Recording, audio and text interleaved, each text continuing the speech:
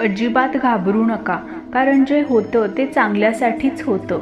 वाईट लोक बोलल्याने सुधारले असते तर भगवान श्रीकृष्णांनी महाभारत होऊच दिलं नसतं.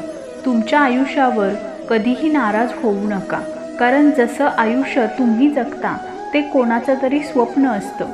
तुमचा संपूर्ण वेळ तुम्हाला स्वतःला चांगलं बनवण्यामध्ये घालवा, कारण आजकाल नाती माणसांनी नाही तर पैशांनी बनतात. उशिरा का होईना पण देव सगळ्यांचंच ऐकतो, फक्त तुम्ही देवावर भरोसा ठेवला पाहिजे.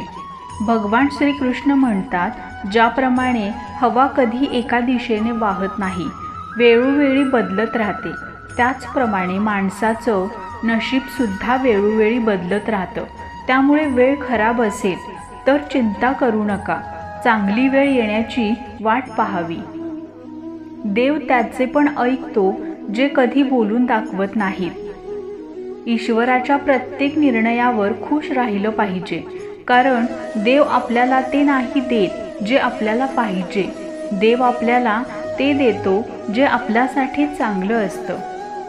दुसऱ्याचं चांगलं करणाऱ्या व्यक्तींना नेहमीच अडचणींचा सामना करावा लागतो, कारण फळ देणाऱ्या झाडालाच दगडांचा मारा खावा लागतो.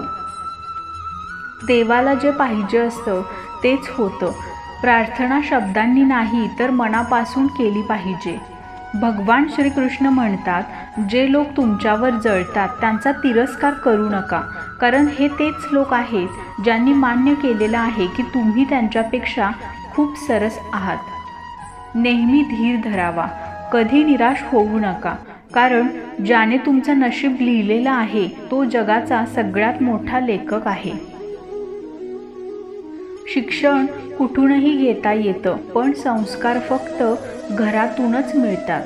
कोणाचंही कौतुक नेहमी तुम्हाला पाहिजे तेवढंच करावं, पण अपमान नेहमी विचार करून करा, कारण अपमान अशी गोष्ट आहे जी वेळ आल्यानंतर व्याजासकट परत मिळते. पैसा आणखी एक गोष्ट सांगतो, भले मी तुमच्याबरोबर वरती येणार नाही, पण जोपर्यंत तुमच्याबरोबर खाली आहे तोपर्यंत तुम्हाला कमीपणा येऊ देणार नाही. तुम्ही मागे जाऊन तुमचा भूतकाळ सुधारू शकत नाही, पण आज मेहनत करून तुमचा येणारा भविष्यकाळ मात्र नक्कीच सुधारू शकता. पैसा नेहमी एकच गोष्ट सांगतो, जर आज तुम्ही मला वाचवलं तर उद्या मी तुम्हाला वाचवेल. आयुष्यामध्ये या 4 गोष्टी करणं सोडून द्यावं. आयुष्य नेहमी सुखी आणि आनंदी राहील.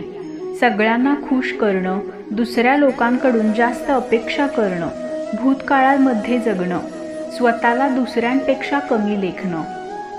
पारख केली तर कोणीच आपलं नाही आणि समजून घेतलं तर कोणीच परकं नाही. पाठ नेहमी मजबूत ठेवली पाहिजे, कारण धोका आणि शाबासकी पाठीवरच मिळत असते.